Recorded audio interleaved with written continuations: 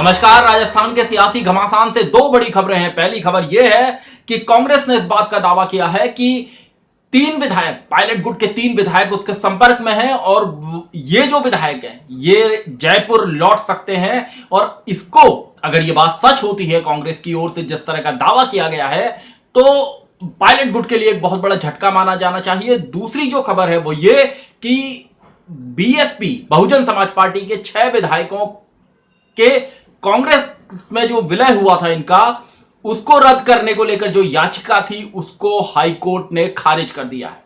इसके अलग अलग मतलब निकलते हैं। पहले वाली बात का मतलब कि जिसमें कांग्रेस ने इस बात को कहा कि 3 विधायक उसके साथ आ सकते हैं, हो सकता है ये इस नाजुक वक्त में सचिन पायलट के ऊपर दबाव बनाने की कोई रणनीति हो, क्योंकि अशोक गहलोत पुराने सियासतदान हैं और पिछले लंबे समय से वो कहते रहे हैं कि मानेसर में जिन विधायकों को बंधक बना के रखा गया है वे लोग वहां परेशान हैं, लगातार उन्हें फोन कर रहे हैं। तो ये राजनीति में दबाव बनाने की रणनीतियां, दबाव बनाने की टैक्टिक्स होती हैं और पुराने सियासतदान होने के नाते गहलोत इनका इस्तेमाल करना अच्छे ढंग से जानते हैं। आप देख रहे हैं सत्यहिंदी.com। अपील मेरी आपसे यही है कि आप आजाद पत्रकारिता का समर्थन करें। डिस्क्रिप्शन में लिंक दिया हुआ है, सत्य हिंदी की सदस्यता योजना में शामिल हो। आर्थिक भुगतान का लिंक डिस्क्रिप्शन में दिया हुआ है।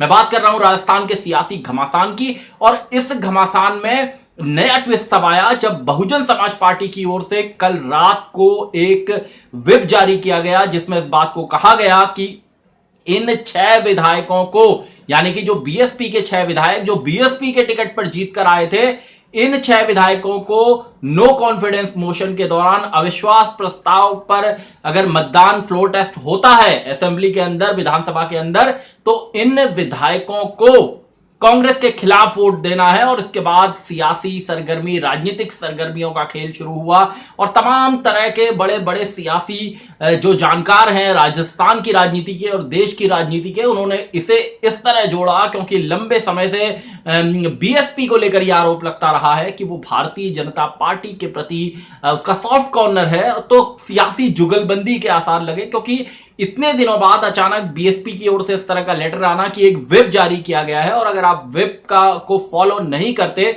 व्हिप को नहीं मानते, तो आपको अयोग्य घोषित कर दिया जाएगा। इस लेटर में सुप्रीम कोर्ट के कुछ फैसलों का भी हवाला दिया गया है। कुल मिलाकर एक तरह से बीएसपी ने इसके अलावा नोटिस भी दिए हैं और एक तरह से चेतावनी भी दी है कि उनको पार्टी लाइन के हिसाब से चलना पड़ेगा। कानून की तमाम बातें भी इस नोटिस में कही गई हैं। तो अगर बीएसपी इस मसले को हाईकोर्ट से उसकी पिटीशन खारिज हो गई है और वो सुप्रीम कोर्ट जाती है और सुप्रीम कोर्ट में देखते हैं कि इस मसले का क्या होता है, लेकिन यहां से जो सियासी जुगलबंदी बीजेपी बीएसपी की है उसको लेकर तमाम बातें हो रही हैं। और जो 3 विधायकों वाली मैंने बात कही जिसमें कांग्रेस की ओर से दावा किया गया है कि उसके संपर्क में है, तो उसके बाद राजस्थान का जो सियासी गणित है उसके ऊपर भी नजर डालने की एक जरूरत होगी। 102 विधायकों के समर्थन का दावा गहलोत कैंप की ओर से किया गया है। 101 का जादुई आंकड़ा है। गहलोत चाहते हैं कि किसी भी सूरत में विधानसभा का सत्र बुलाया जाए और इस विधानसभा के सत्र में व्हिप लाकर जो बागी विधायक हैं अगर वो उसके खिलाफ वोट करते हैं, किसी बिल के खिलाफ वोट करते हैं, तो उनकी सदस्यता जाने का खतरा होगा। तो गहलोत की अपनी एक राजनीतिक समझ है, कानूनी जानकारों से राय लेकर उन्होंने पूरा सियासी ताना बाना बुना है। दूसरी ओर पायलट खेमा, उसकी नजर सुप्रीम कोर्ट पर बनी हुई है। सुप्रीम कोर्ट में विधानसभा के जो स्पीकर है सीपी जोशी जी, उन्होंने अपनी याचिका को वापस ले लिया है।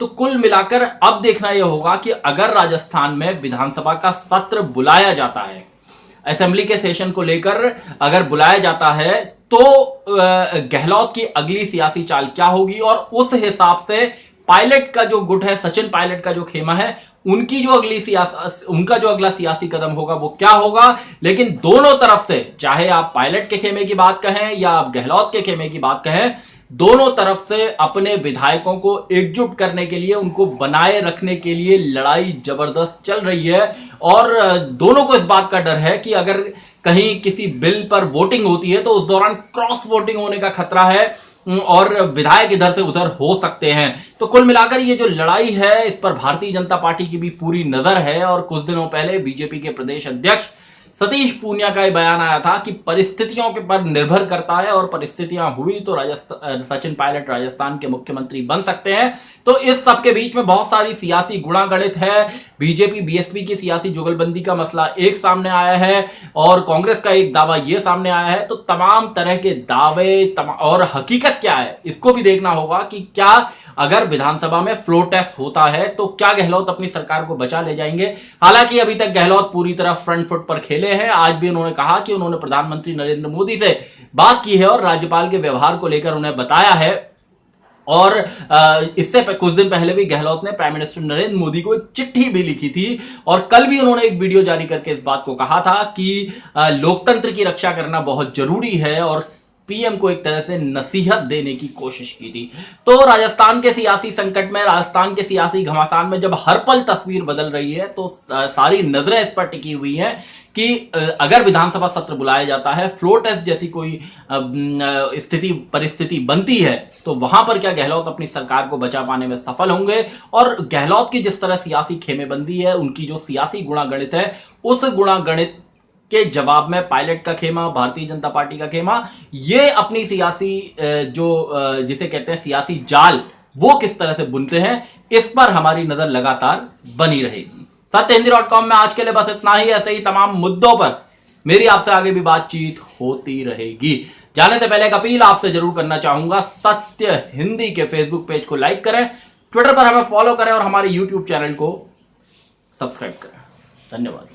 सत्य हिंदी के और वीडियोस को देखने के लिए हमारे YouTube चैनल को सब्सक्राइब करें और सीधे नोटिफिकेशन पाने के लिए बेल आइकन दबाएं।